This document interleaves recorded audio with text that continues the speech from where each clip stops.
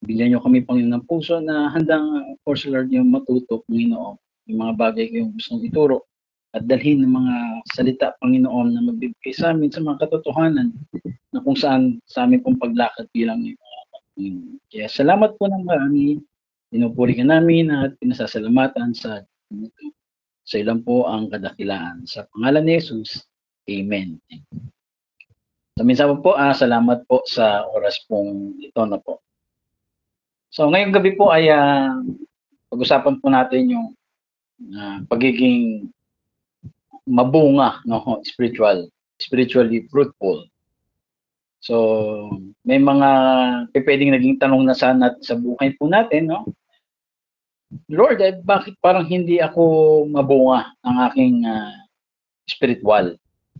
But ngayong gabi, no, tingnan po natin, no, kung dalhin tayo ng Diyos sa kanyang biyaya at lubos nating maunawaan ang tungkol po sa pagiging mabunga spiritually. So, samahan niyo po ako, John 15, verse 16. Ang sabi po sa aklat ng 1, no, Book of John, chapter 15, verse 16, sabi ganon, you did not choose me, but I chose you. I appointed you that you should go out and produce fruit, and that your fruit should remain. So whatever you ask the Father in my name, He will give you. Si God daw po, no, si Jesus ang pumili daw po sa atin, hindi tayo ang pumili sa Kanya, no? Para humayo tayo at mamunga. And another verse na po sa aklat po ng 2 Peter chapter 1, verse 9. Ang sabi pong ganun, no, na the person who lacks these things is blind and short-sighted and has forgotten the cleansing from his past sins. Mga bagay daw na nagkukulang sa mga ganitong katangian ay mga bulag sa katotohanan. Nakalimutan na nilang nilinis na sila ng Diyos sa dati nilang kasalanan. So may mga binanggit po kasi dyan sa mga preceding verse na po, na kung ano po yung meron ng isang mananampalataya. And Romans chapter 4 verse 7 to 8, sabi pong ganon, mapalad daw po yung mga taong tinatawad at kinalimutan na ng Diyos ang kanyang kasalanan, at mapalad ang taong kapag hindi na ibinibilang ng Panginoon dapat sa kanyang kasalanan. So ito pong mga verse po na to ay ating pong daanan po. Ng bawat mananampalataya po, no, ay every believer meron silang tinatawag pong divine desire na nagnanais na mamuhay ng meron pong tinatawag na bunga, na isang buhay na nagpapakita kay Kristo. Isang buhay na nakakaapekto sa iba at nagpaparami ng kanyang pag-ibig at karakter sa mundo, no? Nare-reflect si Christ, no? Bawat mananampalataya may ganun pong pagnanais. Na wala naman po sigurong mananampalataya na nagnanais na hindi lumago, hindi umunga. So bawat mananampalataya meron po ganun desire. Buhay na kung saan nare-reflect si Kristo, nagkakaroon ng impact sa iba, namumultiply yung pag-ibig ng Diyos sa ibang tao, and yung kanilang yung karakter, no, sa ibang tao. Pero ang isang bagay po, no, marami pa rin ang tagasunod ni Jesus ang nagtatanong, parang ganitong tanong, bakit parang hindi pa rin ako namumunga spiritual? O bakit hindi ako nagiging spiritual na mabunga? So ipinahayag ni Jesus ng malinaw, yung pagiging fruitfulness, no, ay hindi ito reward o tinatawag na gantimpala sa ating pong mga pagganap o sa mga performance po natin. But ano daw po, ito po ay resulta na kung saan ay yung pagiging pananatili sa Kanya. Yung bunga ay hindi po produkto ng ating pong pagsisikap o pagpupunyagi, but ito ay produkto ng pagiging connected natin, pananatili, no, doon sa sanga, sa puno na tayo po yung mga sanga. So ang bunga po ay hindi ito produkto, no, na kung saan ang ating pong pagsisikap, but ito daw po ay resulta na kung saan tayo po ay nakakonect. No, hindi ito tungkol sa sanga na nagsisikap, kundi ito'y dinadaluyan ng buhay, no, mula doon sa puno ng ubas patungo sa sanga. So yun po yung isang verse na kanina. At ngayon po, no, tingnan natin, talakayin natin isang pahayag na akasento sa biyaya. Yung grace-centered revelation about fruitfulness is the overflow of intimacy. No, fruitfulness is the overflow intimacy. Yung pagiging mabungay kapag dumadaloy mula sa pagiging malapit natin kay Kristo. At ang kawalan po kawalan daw ng bunga ay nagsisimula kasi ito sa yung parang forgetfulness, na nalilimutan mo, na nawawala sa isip mo. May mga bagay kasi kailangan maintindihan po natin para maunawaan po natin yung tinatawag nating bunga. No? Isang bagay po, yung fruitfulness o yung pagiging mabunga po, ito po ay nagpo-flows from intimacy, not effort. No? Yung fruitfulness po, nagpo-flows po siya, dumadaloy po yung pagiging mabunga mula doon sa pagkakaroon po natin ng intimacy at hindi po doon sa ating pong effort. John chapter 15 verse 4, binasa po natin, no branch can bear fruit by itself. Ano po, it must remain in the vine. Walang sanga na makakapamunga sa kanyang sarili, kundi ito mananatili sa puno. No, it must remain in the vine. So pinapakita po doon na yung pagiging yung intimacy, so yung pagiging connected natin sa Panginoon. Doon po dumadaloy yung tinatawag po nating spiritual fruit na tinatawag po natin. And sabi po sa Greek word about remain, yung pananatili, ang ibig sabihin po ay nangangahulugang to stay, to dwell, to abide, or be continually united. No, nangangahulugan na ito po ay yung pananahan, yung pagtira, pananatiling nakadugtong, o patuloy pong pagiging isa. So Jesus po, He was inviting us doon sa tinatawag pong union. Union, yung pagiging isa. Pag sinabi pong union po, sa verse na binanggit po natin, na sinabing remain, yung pananatili, dito po yung constant awareness of His indwelling presence. Anong ibig sabihin po noon? Yung constant awareness, ito po yung patuloy na kamalayan sa Kanya pong yung pananahang presensya sa atin ng Panginoon. So ibig sabihin, yung binabanggit po dito sa verse po na to, yung remain in me, yung pananatili, hindi ito tungkol sa yung pagsisikap nating na manatili sa pamamagitan po ng ating pong mga lakas, mga effort, kundi ito daw po yung constant awareness of His indwelling presence. Ibig sabihin, meron kang malay o alam mo yung presensya ng Diyos ay nananahan sa atin. So yun po yung awareness, alam mo na ikaw ay merong presensya na nananahan sa iyo. So the more na nalalaman mo, the more na aware ka, yun po ay yung tinatawag doon sa verse na yun, na ikaw ay nananatili. Po na minsan siguro, parang salungat siguro sa pagkakaunawa natin minsan, na parang ang pananatili, yung kapag mahaba ka mag-pray, yung pananatili kapag mas marami kang time kay God, yung pananatili, lagi ka na sa church, lagi ka na sa activity. So yan po ay parang ang tingin natin, yun po ang meaning ng pananatili po. So hindi yun po ang tinutukoy po doon, na the word remain, meno. Ito po ay yung continually united, na we must constant aware doon sa presence po ng Panginoon. So yun po yun. Okay po, nawa ay nakuha po natin yun. At yung word po na mamunga, yung the word bear, po, yung tinatawag pong sa Greek is pero, meaning po is to carry o produce naturally as a result of internal life. Yung bunga daw po na binabanggit doon sa talata po nandiyan, ito po ay nangangahulugan na magdala o mag-produce ng natural bilang resulta ng tinatawag pong internal life. This is the result, yung pagpo-produce po naturally as result of internal life. So yan po yung meaning po ng bunga, na kung saan tayo po ay naglalabas, na ilalabas po natin yung resulta ng internal life po natin.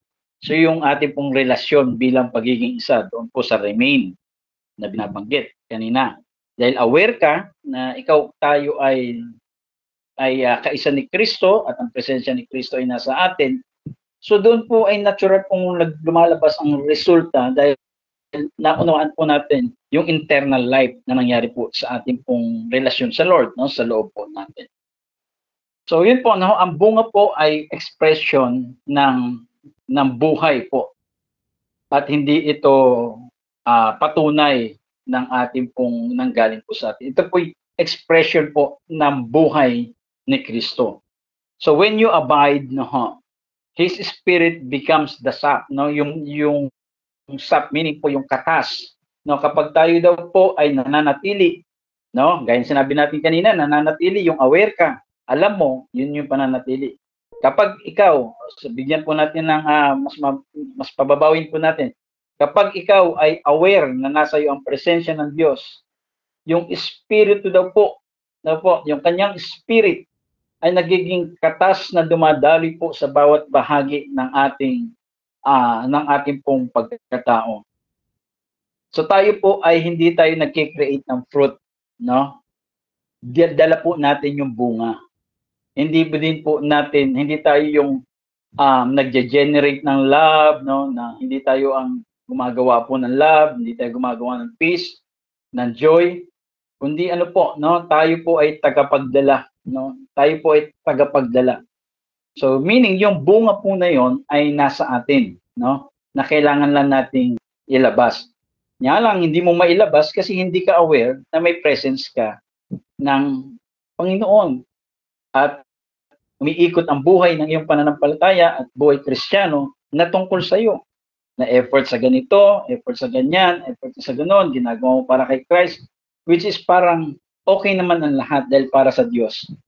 Pero hindi natin pwedeng hanapin yung bunga doon sa mga effort na ginawa po natin. Kasi bakit po? Ito, ang bunga po ay galing po doon sa Panginoon na nilagay na po sa atin. So, ibig sabihin, hindi sa effort po natin, kundi ito po yung expression ng buhay ni Kristo na dapat pong nakikita ng mga tao. Na yung Kristong mapagmahal, na po yung Kristong maunawain, yung Kristong nagpapatawad. So that po ay yan po ay yung buhay ni Kristo na dapat na i-express sa ating pong mga buhay. So kapag nailalabas po natin yon, and that is the fruit, no, spiritually, tayo po ay merong nailalabas pong fruit, no. So kailangan alam natin yon. Kaya nga sabi sa Galatians chapter 5, di ba? Yung tinawag po itong fruit of the Spirit. Hindi naman po ito tinawag na fruit of our effort. Po, bunga daw po ng Spirit. So meaning, saan lang galing? From Spirit. No, hindi galing sa sipag natin, hindi dahil sa effort po natin, hindi dahil sa mga bagay na ginagawa natin spiritual. Na po, kaya yung bunga po ay from Spirit, ito po ay nilalabas, meaning nakalagay na sa atin ito. Na kailangan po nating tayo po yung tagapagdala ng kanya pong ng presence ng God, tagapagdala ng pag-ibig, tagapagdala ng kapayapaan, tagapagdala ng kagalakan, kasi yung bagay na yon ay yun yung nature ng God, ng Jesus na meron tayo. So that's why every time na nilalabas mo, that's the fruit na kung saan, and well, yung fruit of the Holy Spirit, yung love, joy, peace, lahat ng yan ay nakatanim na po doon sa espiritu natin. No? Kaya hindi totoong wala tayong pasensya, hindi totoong wala tayong pag-ibig, hindi totoong maiksi yung ating yung pasensya natin, no? Kasi nga hindi tayo aware doon sa bagay na meron tayo. Kaya akala natin kulang tayo sa kapayapaan, kulang tayo sa pag-ibig, akala lang natin kulang tayo sa pasensya kasi nga hindi ka aware. Aware ka doon sa bagay na nilalabas na doon sa effort mo. Pero yung totoo po, yung fruit of the Spirit, nakalagay na po yun sa spirit po natin. Wala na akong kulang po doon. Kailangan lang nating aware na ako ay pag-ibig, na ako ay ay kapayapaan, ako ay kagalakan. So that's why, yun yung magiging lakad po natin. Na every time na kapag makaka-encounter po tayo ng mga bagay sa buhay po natin na kailangan ng kagalakan, no, sa gitna ng kalungkutan, teka lang, pag-ibig ako eh. No, kailangan mas hindi ako lamunin ng kabiguan, kundi sa gitna ng kabiguan, mailabas ko yung kagalakan. So that's the fruit of the Spirit. Nagiging spiritually fruitful ka pagka nauunawaan mo yung bagay. So, yun po, no? Ibig sabihin po, ang patunay na kabanalan ay hindi nasusukat sa performance natin, kundi saan? Sa pakikibahagi doon sa kanyang buhay. Na kung saan ito po ay yung participation of His life. Yung life po ni Jesus, no? Yung life ng Spirit na meron po tayo. Nagpa-participate lang po tayo doon. Kung siya ay love, dapat lumakad tayo na love. Kung siya ay nagpapatawad, lumakad tayo nagpapatawad. Kung siya po ay lumalakad ng siya po ay kapayapaan, dapat mag-participate tayo. So, hindi yun performance, kundi ito po ay nakikibahagi po tayo doon sa bagay na meron po tayo. And we need to rest in Him. Ibig sabihin, tayo po ay magpahinga doon sa bagay na ginawa niya. Yung buhay po, naturally, nagmamanifest na po yung words, no? Yung buhay po natin, likas na nahayag sa ating mga salita. Yung ating pong pasensya, yung ating kabaitan, at yung ating pong kapayapaan. So po yung bunga po, hindi po ito test ng pagiging totoo. Na minsan, yun ang tingin natin. Kaya tinitingnan natin yung sarili natin na baka parang hindi ako totoong Christian kasi parang wala akong bunga. Hindi po ito about, no, hindi po ito test ng pagiging totoo. Kundi, ano po ba yung truth, no? Ito ay testimony ng pagkakaroon natin ng intimacy, no, sa ating Diyos, na kung saan nagiging patotoo sa yung pagiging malapit mo sa Panginoon. At dahil tayo po ay kaisa na ng Panginoon eh. So yun po yung pinakamalapit nating position na meron tayong pinaging isa po tayo. No, kapag tayo po ay nananatili sa ugnayan ng pag-ibig niya, kusa itong nagbubunga ng kabutihan. No, yung tipong alam mong si Jesus ay love at yung love na yun nakatahan sa iyo. So kailangan nating yun ilabas natin kasi yun yung that aware ka na meron kang love. So madalas hindi natin mailabas kasi sa gitna ng mga sitwasyon, nalilimutan mo na meron kang love, pero ang totoo meron ka. Hindi ka wala. No, hindi ka lang nagiging aware, nakakalimutan mo, nawawala sa isip mo na ikaw ay love. Kaya yung human effort cannot reproduce ng divine fruit. Yung mga effort po natin, hindi po ito nagpapalabas, nakakapagpaluwal ng tinatawag pong divine fruit. Kasi sabi ni Jesus, no, Jesus chose yung powerful symbol eh. Sabi niya ngayon, tinatawag pong branch. Yung branch po, tayo daw, no? Yung branch, yung mga sanga, tayo yung tinuring pong mga sanga, and this is Jesus chose a powerful symbol. No, hinalimbawa po tayo sa branch. At yung branch po, hindi po niya kayang magbunga, no? Mag-produce ng bunga sa sarili niya. Para siya po ay mag-produce po siya ng bunga, kailangan naka-connected siya doon sa vine o naka-connected siya sa puno. No, hindi naman pwedeng sanga lang at walang puno. Dahil kapag yung sanga lang ang nakita mo, walang dadaloy na sustansya doon sa sanga at hindi siya magpo-produce ng bunga. Kaya nga tinuring ko tayong branch. So ibig sabihin yung mga bunga ho natin, hindi yung mga spiritual fruit, mga divine fruit, hindi ito galing sa husay at galing po natin. No, hindi dahil magaling tayo, hindi dahil magaling tayong makipag-usap, hindi dahil magaling tayong mag-invite, hindi dahil magaling tayong magpaawit o anumang bagay na ginagawa natin sa Panginoon. So yung bunga po ay hindi natin makikita po doon. Ito po yung makikita natin, yung bunga kung sino si Jesus. No po, kasi bakit yung bunga po ay hindi sa effort, ito po ay galing sa Diyos na nilalabas po natin kasi connected po tayo sa vine. Po, gayon din yung spiritual po, no, yung ating pong pagiging mabunga, hindi nakasalalay doon sa tinatawag natin willpower, but doon po ito sa union power, yung pagiging isa. No, may binanggit nga po, no, yung camel po ay mas madali daw makapasok, no, kaysa butas po ng karayom, pero Kung titingnan namin talaga namang hindi po pwede makapasok ang camel, no, sa butas po ng karayom. So yun po ay ginamit lang pong talinghaga dahil yung camel po that time ay tinuturing po nilang sila po ang sa panahon po nila yung camel, ito yung ginagamit nila na sa panahon siguro natin sa ating pong bansa, no? Kung, kung ituturing po natin parang kalabaw, no? Yung merong lakas. Sa kanilang kultura po, yung camel, ganun po, no? Merong lakas, no? Kaya imposible na dahil lang sa lakas natin that we can accomplish, no po, na ma-accomplish po natin yung mga bagay na kung saan ay galing po sa mga bunga, no, na pwede natin mailabas, no, hindi by our strength, kundi ito po ay by spirit, no, kundi sa espiritu po ng Diyos. Kaya yung lakas ng tao po ay maaari lang magkaroon ng kamit ng tinatawag ng mga bagay ukol sa laman, ngunit wala itong magagawa sa espiritu. No, siguro yung ginagawa natin, yung mga effort natin na ginagawa natin panlabas, yung effort natin, may mga makakapansin, pero ang na-accomplish na nito, yung mga bagay na panlaman, may magpo-post lang sa'yo, may magsasabi sa'yo na ganyan, pero ang katotohanan po, yung bunga ay hindi galing sa atin, no? Ito po ay galing po sa espiritu, na kung saan tayo po ay tagapagdala, no? Tagapagdala lamang at sisidlat. Kaya yung tinatawag po natin mga activity, yung pagiging, yung dami ng aktibidad mo, ay hindi po pwede nating sabihin tayo ay nagiging fruitful, no?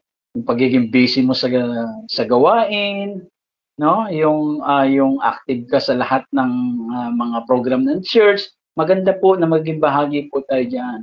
Pero wag nating hanapin po na yung pagiging mabunga ay dahil po sa mga bagay na ginagawa po natin.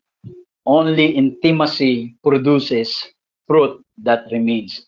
No, yung mga ginagawa po natin, kasipagan po natin ng mga aktibidad po natin, pwedeng ma-appreciate ka niyan, no? May mga matuwa sa'yo, pero hindi yun mananatili. Pero yung binabanggit po doon na fruit that remains, galing po sa Diyos po yun. No? So when your relationship with Christ becomes your priority, your fruit becomes inevitable. Ibig sabihin po ito, hindi may iwasan. No? Lalabas po yung bunga. When you focus on being with Him, ano pong sabi pong bagay na pwede pong mangyari sa atin kapag tayo po ay nakapokus po na alam natin na meron tayong Kristo, siya mismo po ang bahalang magpaagos, no? Siya mismo ang bahalang mag-flow yung mga fruit na yan sa buhay po natin. Kaya po yung puno, no, ay yung vine na tinuturing ay si Jesus, no? Hindi po siya nagde-demand ng bunga. No po, yung puno hindi ho naghahanap po ng bunga. No po. Kundi ano pong ginagawa ng puno? Nagsusupply po siya ng bunga doon sa mga sanga. So hindi niya ho hinahanap, kundi siya ang nagsusupply. So po 'yun, no? Kaya ang nakakalungkot na may mga ganitong pananaw at marami pong may mga mananampalataya na tinitignan nila yung God o yung gardener na sinasabi na nagkakaroon po ng maling larawan ng Diyos na bilang parang mahigpit pong hardinero na laging nagsasabing magbunga ka, kung hindi ay aalisin kita. Pero tignan niyo, binaliktad po ni Jesus yung imahe pong yung vine po ay yung tinatawag pong puno ng ubas ay hindi siya kumukuha ng buhay. Hindi siya nag-extract. No, kundi nagsusupply po siya ng life. Kaya ang sanga po ay may buhay because nakakonekto kay Jesus, no, ay nagsusupply ng buhay sa sanga ay galing po sa puno. So yun yung bagay na makita dapat natin na hindi si God nagtatanggal, kundi siya yung nagsusupply. Kaya po yung bagay na pamumunga, yung fruit-bearing life, hindi po ito assignment na kailangan nating dalhin. No? Ibig sabihin, parang tungkulin na dapat mong pasanin na kailangan gagawa ako para may bunga akong may pakita. Magiging active ako para masabing meron akong bunga, no? Para magkaroon ako ng bunga. Hindi po. no? Ito po ay inheritance na na-receive po natin. No, yung bunga po galing sa puno. So dahil yung pagiging connected, yung remain na sinasabi kanina sa original word, no, yung pananatili, hindi ito yung effort natin na sinisikap nating manatili, kundi aware ka, conscious ka na meron kang Kristong kasama. So yun po yung binabanggit po na sa original na salita na yung pananatili na alam mo na meron ka ng Kristo. So wala na po tayo doon sa system na kung saan na kailangan ng demand. But tayo po ngayon ay nasa system na kung saan nagpo-flow po yung divine na supply. No? Hindi ka mabuti, naging mabuti ka kasi supply ng Diyos 'yun. Hindi ka pag-ibig, no? Hindi ka marunong magpatawad pero nagpapatawad kasi supply 'yun eh. Sinusupply po ng spirit po sa atin 'yun. So everything you need for life and godliness is already nandoon po sa vine. Sabi nga sa Peter, 'di ba? 2 Peter chapter 1 verse 3, ipinagkaloob na sa atin ng kanyang kapangyarihan ang lahat ng bagay na kailangan natin para sa buhay at kabanalan, no? So ibig sabihin yung everything we need for life and godliness is already nasaan daw po doon sa puno, sa vine, na po. At ang role na lang po natin, ang ating na lang pong kailangan ay hindi tayo mapagod na kung saan hindi tayo magpagod upang kunin ito, kundi hayaan nating dumaloy, no? Huwag mong hanapin, wag nating pilitin na gumawa tayo para magkaroon tayo ng tapang. Maging conscious lang tayo na meron tayong Kristo na mapagmahal. No, hindi magiging programa lahat ng kilos natin. No? Yung maging conscious ka lang na merong Kristong nagpapatawad sa mga taong makikita po natin, hindi magiging program tingin natin. Magpo-flow ito naturally. Magpo-flow po iyon, no? Kung saan dumadali po ito ng kusa kasi hindi naman na ang isang sanga po ay hindi niya pinipilit mamunga. Ano po? Kailangan niya nakakunik para mag-produce ng fruit. So paano nga po 'yun, no? Gagawin natin, kailangan conscious ka na may Kristo ka. 'Yun po yung connect na sinasabi, yung pananatili, yung remain in me. Kaya kapag ikaw akala mo na nagkaroon ka ng problema, no? Nagkaroon ka ng mapangit na sitwasyon, nakalimutan mo na meron kang Kristong nagbibigay solusyon. Nakalimutan mo na meron kang Kristong gumagawa, nagpapala, nagpapalakas, nagpapagaling. So dahil nakalimutan mo na yun, ano nangyayari? Sinisikap mo na gawin yung bagay na palabasin. Pero ano pong mangyayari po noon? Ang katotohanan, galing yung bunga doon sa puno. Balik po natin yung isip natin na meron akong Kristo, na meron akong Christ. May Christ akong mapagmahal, may Christ akong nagpatawad, may Christ akong nagbago ng buhay, may Christ akong... So yun po ay lalabas, no? Hindi natin kailangan makipag-battle, no, sa mga bagay na meron po tayo. Kasi kung alam mo yung Kristo na yan na nasa atin, parang ganito po. Isang halimbawa, no? Pagka alam mo po na mayroon kang kasamang pulis sa araw-araw na buhay mo, no? Siguro naman hindi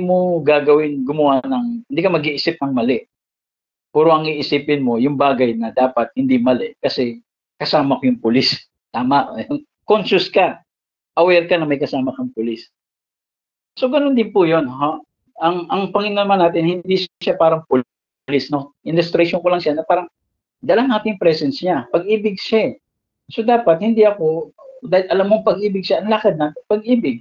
Alam natin siya ay mapagpatawad, ang lakad natin mapagpatawad kahit masakit yung sinabi niya sa akin.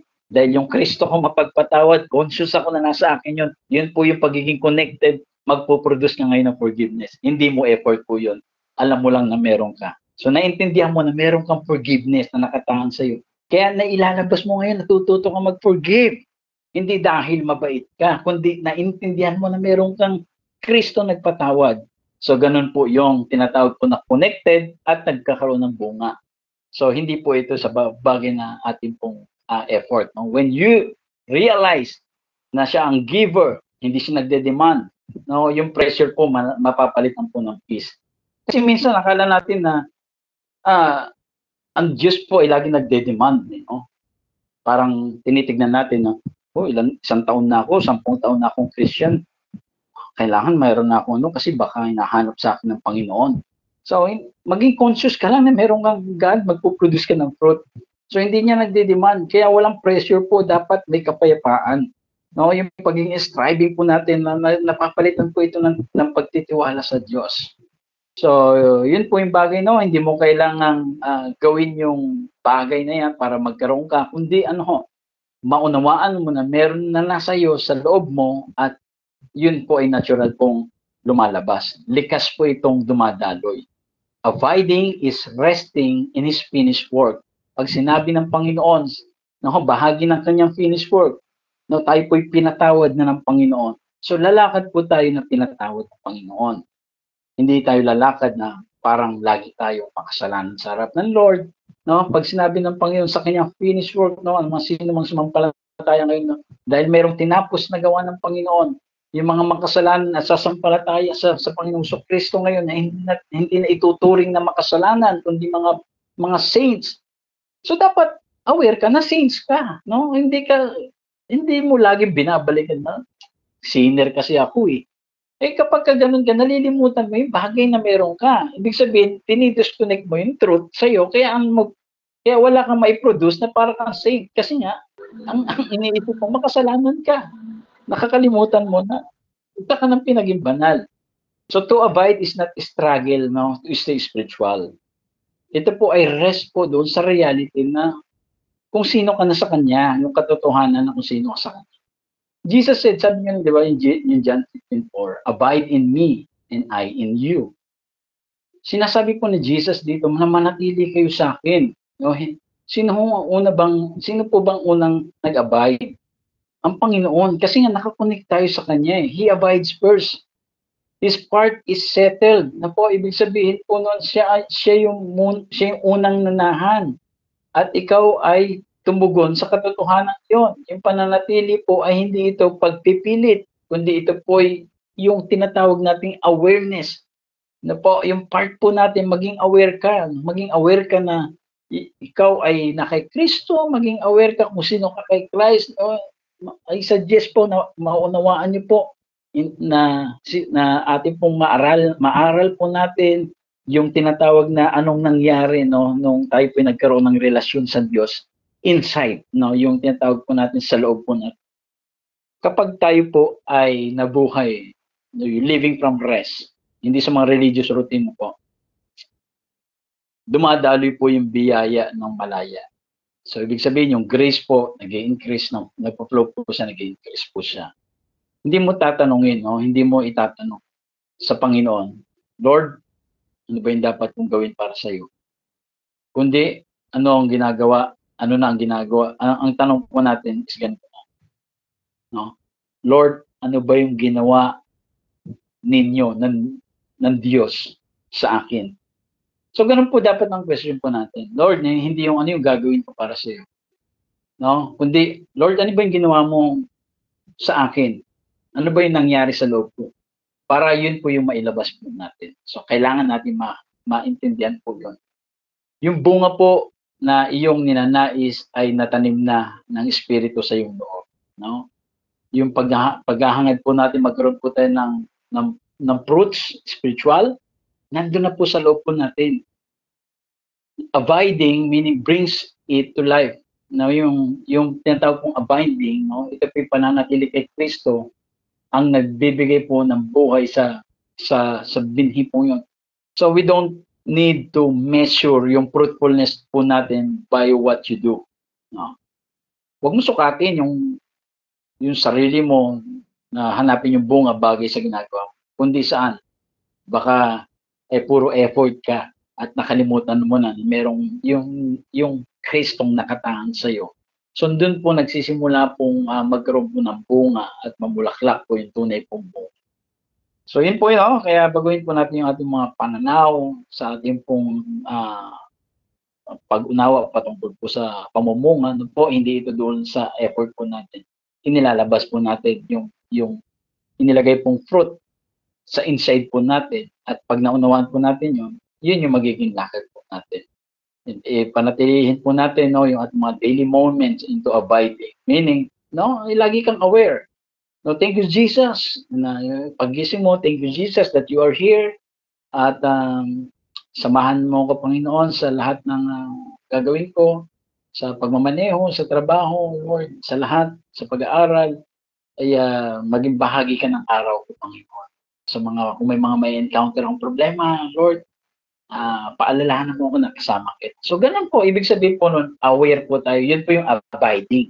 No? Abide in me na binabanggit po ng Panginoon. At siyempre, yung kanyang salita po ay nagiging katas po, no? Kung saan nagbibigay ng buhay sa ating mga soul, at nagpapaalala na ang pag-aalala po ay nagpapahina naman. Ngunit yung salita po ay nagpapalakas. Kaya bulay-bulay po natin ang katotohanan. So, yun po, no? Kailangan maunawaan natin na ang bunga po ay nanggagaling doon sa puno na kailangan natin may labas. Minsan po yung tinatawag po ng pagkalimot ay nagiging hadlang po para maging bunga ka, yung forgetfulness. Ito yung nagbablock na maging fruitful po tayo. Kasi sabi sa 2 Peter chapter 1 verse 9, no, ang sino mang walang ganitong mga katangian, yung mga fruit kasi na yung mga bagay na bunga sa ano po kasi bilang mga mananampalataya sa mga nauna pong mga verse po niyan. Kaya pagdating sa verse 9, yung mga sino mang walang mga ganitong katangian ay bulag, sabi ganoon. O maikli ang kanilang mga paningin sapagkat nakalimutan niya ang paglilinis sa kanyang dating mga kasalanan. Meaning, itong tinutukoy po sa 2 Peter na po, ito po yung mananampalataya.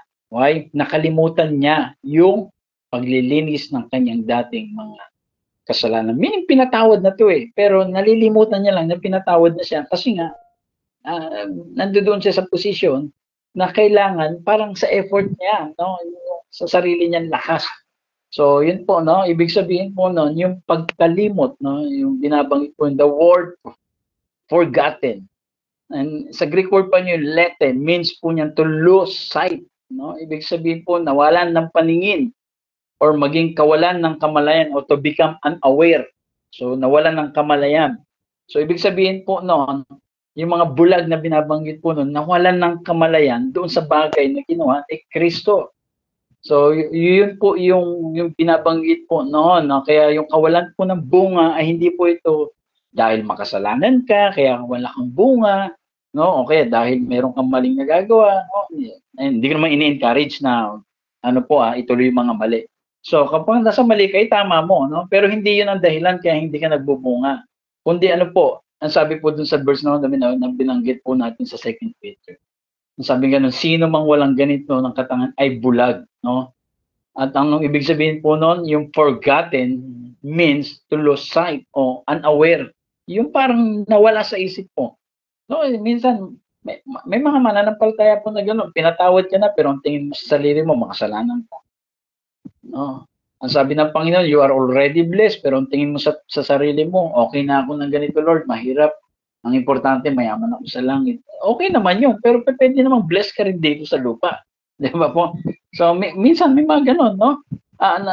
Hindi natin nakikita kasi yung bunga. Kasi nga, nalilimot natin kung sino tayo. No, nakakalimutan natin or unaware tayo doon sa bagay. And the word, sabi ganun, yung purification, nilinis, meaning yung complete cleansing once for all, yung removal of impurity, no, na kung saan nangangahulugan ito po yung kompletong paglilinis. Tayo po ay nilinis na ng Panginoon, walang itinira. So dapat tingnan po natin yung sarili po natin na malinis sa harapan po ng Panginoon. Na every time makikipag-usap ka sa God, dapat ano po tayo? Confident po tayo, hindi tayo parang nag-aalinlangan na kasi may nagawa akong mali. Kasi pagka ganun ka, hindi ka conscious doon sa bagay na ginawa ng Lord sa'yo. Conscious ka doon sa bagay na nagawa mo. And Peter says that when we forgot yung total forgiveness, ano pong nangyayari? Nabubuhay tayong parang may bahid pa rin ng kasalanan. No? Tingin natin sa sarili natin, sablay pa rin ako. Tingin natin sa sarili natin, makasalanan pa rin ako.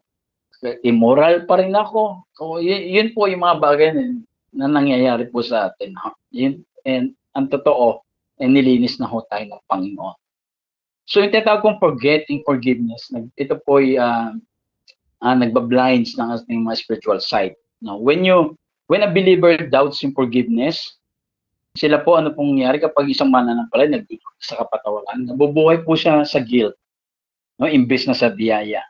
Yung tipong pinatawad ka na ng Lord, nilinis ka na ng Diyos, walang itinira sa atin na karumihan. Pero dahil nakalimutan mo yung forgiveness ng Lord, ang tingin mo sa sarili mo, mabubuhay ka sa guilt. Yung tipong konting mali mo lang, parang anong-ano ka na, parang hindi mo nakakatawad ng sarili mo, bakit mo nagawa yun, na parang iniisip mo na malayo na naman ang Lord sa akin. So, ganun po, pero ang katotohanan po, no, nakalimutan mo lang yung position mo kay Kristo. So, yun po, no, nabubuhay ka sa guilt pag gano'n, hindi sa biyaya. At ang guilt po ay lagi nagpapadilim po ng paningin, kaya nagiging blind. No, sa halip na makita po yung natapos na gawa ni Kristo, nakikita lang po yung mga pagkakamali, no? Yun ang nakikita natin. Kaya nagkakaroon po ng nagkakaroon po ng condemnation. Yung condemnation po keeps you focused on what you've done wrong. Kumpara doon po saan instead na sana doon sa ginawa ni Kristo, no? Lagi mo na iko-condemn yung sarili mo kasi nakagawa ka ng mali. No? Pagka nakagawa ka ng mali, itama mo lang kung saan ka nagkamali. Huwag mo nang balikan. Ganun lang. No po, pag meron ka nagawang mali, itama mo, huwag mo nang balikan. Lumakad ka ulit at lumakad kang pinatawad ng Panginoon. So, you cannot bear fruit in a garden of guilt. Pag puro guilt ka, wala kang ilalabas ng fruit. Kasi nga, hindi ka conscious doon sa fruit na meron ka. No? Hindi ka conscious sa forgiveness ng Lord, hindi ka conscious sa purification ng Panginoon, hindi ka conscious na ikaw ay naging holy, no? So, yung grace po, nagbubukas po siya ng eyes, no? Grace opens our eyes to see that forgiveness is not a goal to reach. Ito po ay gift already. No, hindi natin goal yung mapatawarin tayo ng goal ng God. Ito ay binigay na sa atin ng Diyos that this is a gift already received. So when you see clearly that you are forgiven, your soul becomes, ano po mangyari po sa kaloob natin, muling nagiging matabang lupa po yan. Okay po, yun po yung bagay na kailangan natin. Ngayon, anong remedy po? Ang solution po is, of course, sabi pong gano'n sa Roma chapter 8 verse 1, therefore, there is therefore now no condemnation to those who are in Christ Jesus. Alalahanin mo lang yon na wala nang kahatulan ang sino mang nakikristo. So, yung pagiging, yung fruitless life is not a sinful life. Hindi dahil makasalanan ka, kaya hindi ka nagbubunga. Totoo, hindi ka lang conscious. Nakafocus ka lang kasi sa sarili mong effort. Hindi ka nakafocus dun sa Kristong meron ka. So, yun po yung bagay na binabanggit po ni Peter, no? And Peter doesn't say that the unfruitful are immoral, no? Ang sabi niya sa verse na yon, sila ay mga bulag at yung blindness is not caused by rebellion but self-focused. No, yung blindness po, nagkakos po, hindi ito cause ng rebellion, kundi ito yung self-focus, yung tungkol doon sa bagay na ginagawa mo. No, yung effort mo. So, when your attention is on sin, nagdi-disconnect tayo doon sa source. Alam mo, sinner ka, pero totoo, saint ka. Kaya hindi mo mailabas yung pagiging saint kasi akala mo sinner ka. Yan, totoo, saint ka nga. So, when your attention is on the Son, you connect with life. Dahil alam mo ngayon na kahit na nagkakamali ka, ikaw ay saint sa harap ng Panginoon, lalakad tayo hindi sa guilt, kundi sa grace ng Lord, no? Sa peace. Kaya salamat, Panginoon, dahil kayo ang siyang nagbigay sa akin ng kapatawaran. So, yun yung bagay po na kailangan po nating maunawaan. No? At, sa bagay pa ho, no? Yung fruitfulness po, ito po ay springs from identity. No? Yung tunay pong yung pagbumunga, nagmumula po sa pagkakakilala. 1 Peter 2:9, ngunit kayo ay lahing hirang, mga maharlikang pare, a royal priesthood na holy nation, ng mga banal na bansa.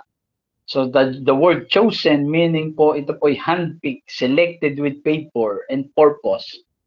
So, yun po yung bagay na binanggit po na chosen, pili, itinangi, at itinalaga na mayroon pong pabor at layo. Hindi tayo aksidente at hindi ikaw ay sadyang pinili kung hindi ka na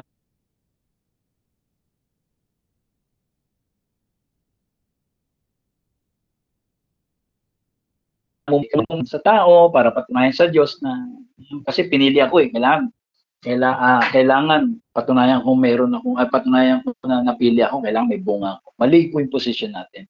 Kaya tayo namumunga kasi nga pinili na tayo. No? Kasi dahil napili ka na, automatic po yung nagpo-produce po ng bunga po yun. No? Ano babalikan po natin? Kailangan connected ka. Paano tayo connected? Aware ka, conscious ka. Alam mo na meron kang Kristo. So, yun po, no? Yung tinatawag pong identity, siyang nauuna bago yung productivity. Kita nyo si Adam, no? Nung after pong create si Adam, before God, binigyan ni God ng trabaho, ng work si Adam, ano pong binanggit po ni God? You are made in my image. Bago niya sabihin, pamahalaan mo ito, no? Bago niya sabihin, mayo kayo at mamunga, no? Magparami kayo. Bago niya sabihin po yon, ang unang sinabi po, no? You are made in my image. So, ibig sabihin mo, pinakita muna kay Adan yung kanya pong identity bago siya binigyan ng gagawin. So yung identity po, ito po ang nauuna bago po yung pagiging productivity. So yun nga, lagi nating sinasabi na kailangan gumagawa ka, alam mo, yung dahilan, bakit ka gumagawa para sa Panginoon? Para ba magka-gain or resulta ito ng bagay na nabanggap natin. No?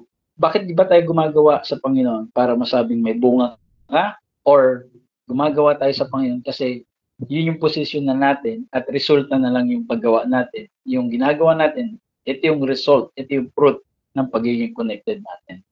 Kaya kapag hindi po clear yung identity, magiging nakakapagod po ang buhay Kristiyano. Kaya marami pong dumadating sa ganyang posisyon, napapagod sila bilang isang mananampalataya. Kasi nga po, mali ang kanilang posisyon. So knowing your righteous yung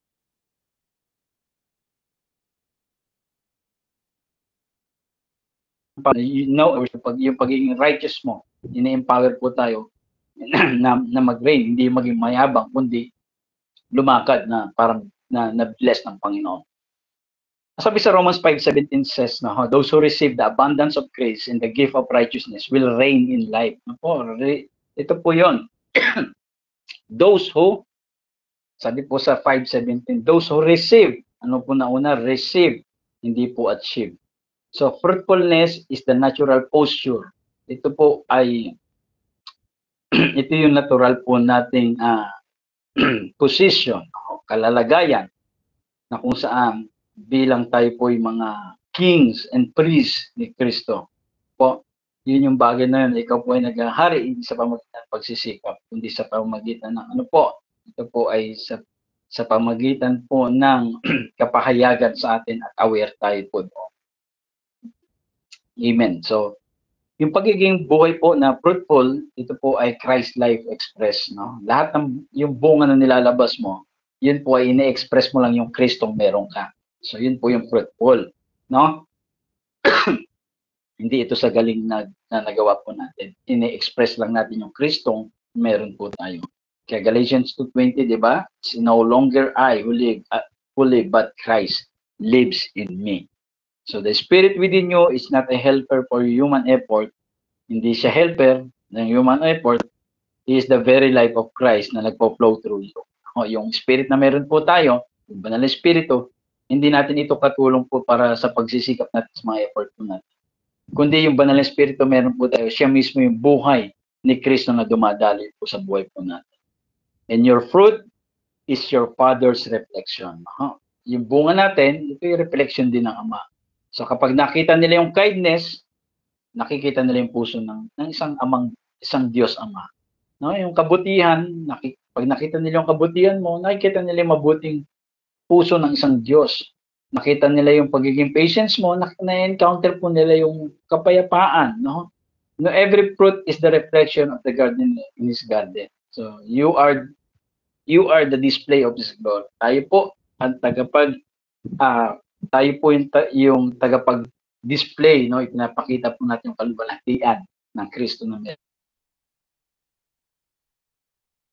Kailangan natin maunawaan, being connected, we need to remember that you are completely forgiven. Si Kristo ay nasa atin. We need to receive the promises of God, no? Kung saan na-empower po tayo na mabuhay na mabunga. And let's rejoice in His grace, no? na siyang hindi po humihinto, nag-overflow sa buhay po natin. Kaya mga kapatid, ulitin ko, no, ang pagiging fruitfulness, ito po ay hindi isang spiritual achievement, ito po ay relational overflow. No, dahil connected tayo, nag-overflow lang po yun. Fruit po na yun. So when you remember who you are, remain in His love, and rest in His grace, you will bear fruit. No, hindi ito seasonal, but eternal. Pag naalala mo kung sino ka, nananatili yung pag-ibig, nananatili yung nagpapahinga ka sa kanyang biyaya, ikaw ay namumunga, hindi panapanahon, kundi ito po tuloy-tuloy. Okay? So, kung nararamdaman mong tila parang hindi ka namumunga, no? Ano pong gawin po natin, yung ama po natin ay hindi siya nagkukondena. No? Kundi ano pong ginagawa, inaangat ka niyan, nililinis at mahina niyang binubulong. Parang nagwi-whisper sa sayo, manatili ka sa aking pag-ibig at muli kang mamunga. So yun po, no, nawa ay tayo pinapagpala at naging kalinawan po sa atin patungkol po sa tinatawag po na spiritual fruitfulness. So tayo po manalangin, aming dakilang Diyos, salamat sa gabi pong ito, sa mga salita pong naihayag, Panginoon. Ang dalangin po namin, Panginoon, ay salamat sa pagbubukas ng mga katotohanan. Ay pinapakita mo po yung pagiging bunga ayon sa biyaya, Lord God. Hindi dahil sa effort na meron kami, hindi sa galing po namin, Panginoon, kundi nailalabas lang namin dahil aware kami, conscious kami kung sino ka sa amin, Panginoon, at kung sino kami sa iyo. At yun nagiging buhay po namin. Kaya salamat, Lord God, and help us all, Lord, na mas maging malalim pa kami, Panginoon, lahat sa iyong salita at katotohanan, Panginoon.